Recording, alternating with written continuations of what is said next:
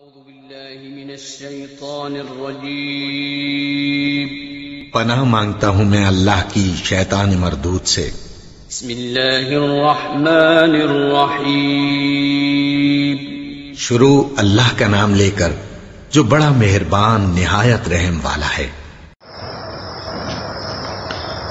أعوذ بالله من الشيطان الرجيم بسم الله الرحمن الرحيم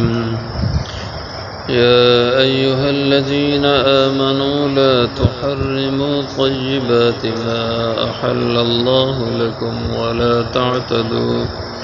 إن الله لا يحب المعتدين وكلوا مما رزقكم الله حلالا طيبا واتقوا الله الذي أنتم به مؤمنون يا أيها الذين آمنوا يا ایمان والو لا تحرموا نہ حرام کر لو طیبات عمدہ پاکیزہ چیزیں ما احل اللہ لکم جو اللہ نے حلال کی تمہارے لیے ولا تعتدوا اور حد سے تجاوز نہ کرو ان اللہ لا يحب المعتدین بے شک اللہ جل شانہ نہیں پسند کرتے حد سے تجاوز کرنے والوں کو وَكُلُوا مِمَّا رَزَقَكُمُ اللَّهُ اور کھاؤ اس میں سے جو اللہ نے تمہیں دیا ہے رزق حلالا طیبا حلال ہو پاکیزہ ہو واتقوا اللہ اور ڈرو اللہ سے الذی انتم بہ مؤمنون وہ اللہ جس کے ساتھ تم ایمان رکھتے ہو۔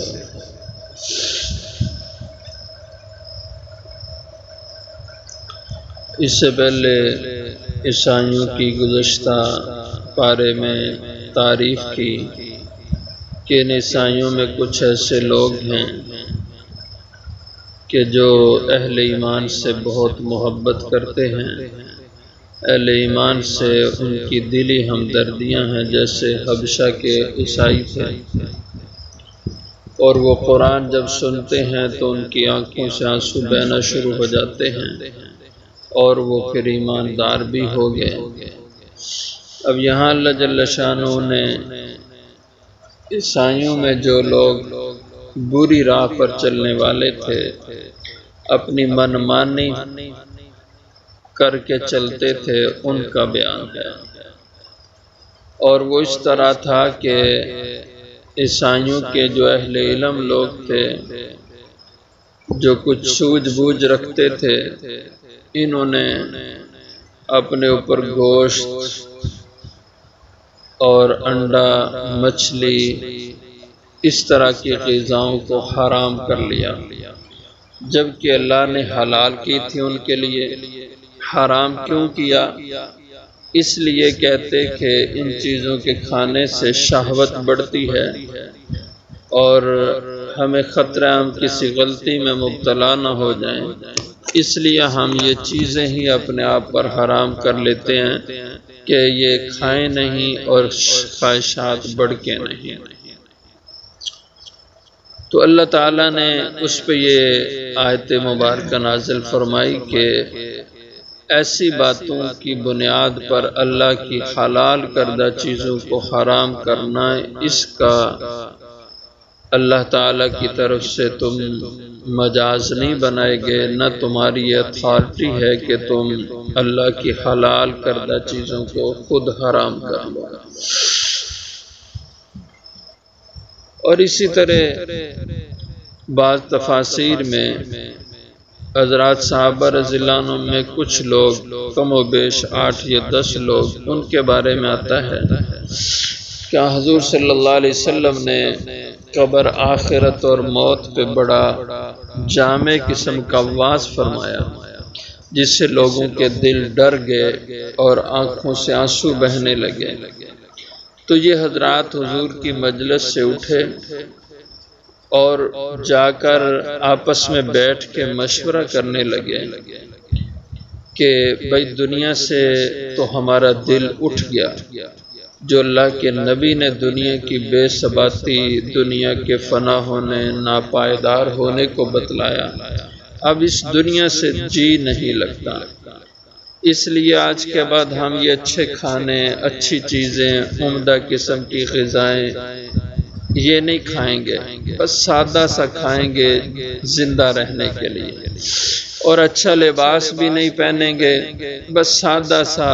لباس بقدر ضرورت استعمال کریں گے، اور یہاں تک کہ ہم اپنی بیویوں کو چھوڑ دیں گے، ان سے دور رہیں گے، اور بعض نے اپنے مردانگی آلات کو کاٹ دینے کے لیے بھی فیصلہ کر لیا کہ ہم بالکل دنیا سے دور ہو جائیں گے۔ تو حضور اکرم صلی اللہ علیہ وسلم کو اس کا پتہ چلا تو آپ نے آ کے منع فرمایا، ڈانٹا، اور اس پر یہ آیت مبارکہ نازل ہوئی، یا ایھا الذین آمنوا، اے ایمان والو، لا تحرموا طیبات، نہ حرام کر لو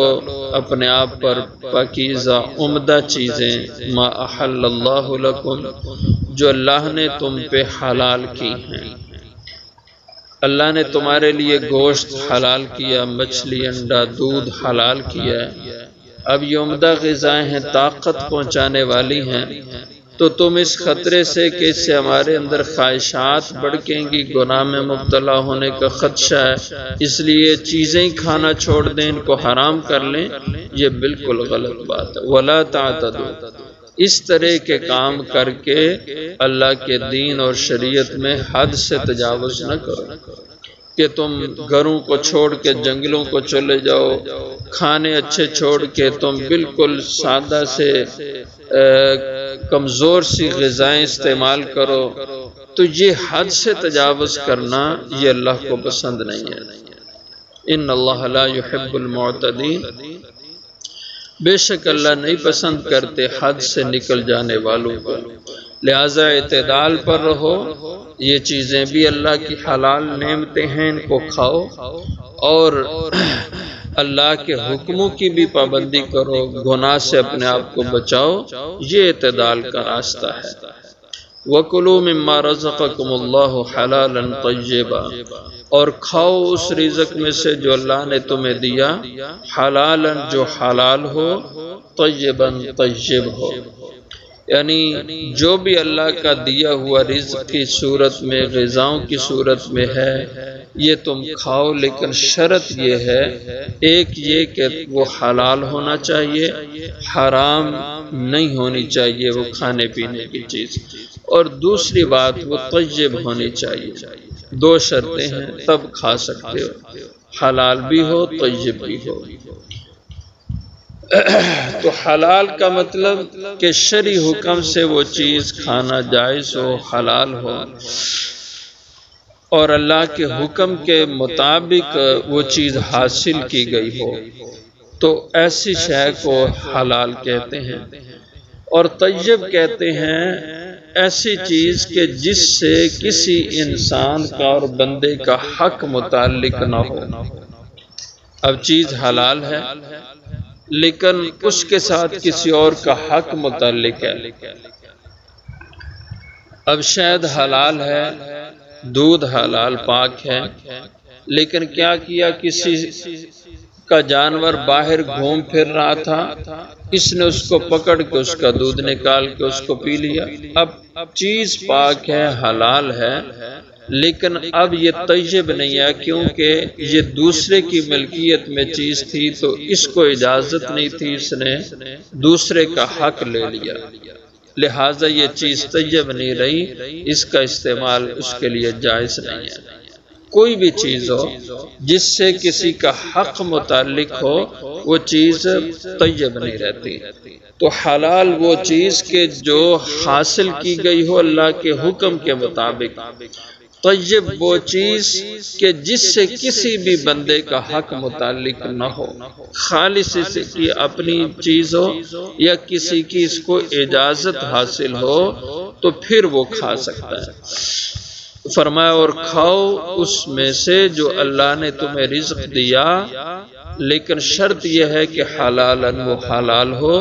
اور دوسری شرط کہ طیباً وہ طیب بھی ہو۔ واتقوا اللہ، اور ڈرو اللہ سے، اللہ کے احکام کے بارے میں، اللہ کے حکموں کو توڑو نہیں، اللہ کے حکموں کی نافرمانی نہ کرو، اور اپنی طرف سے حلال چیزوں کو حرام نہ قرار دو۔ الذی، اس اللہ سے ڈرو، انتم بہ مومنون، جس اللہ کی ذات سے تم ایمان رکھتے ہو، جس ذات الہ پر تمہارا ایمان ہے، اس ذات سے، اس کے حکموں کے بارے میں تم ڈرا بھی کرو۔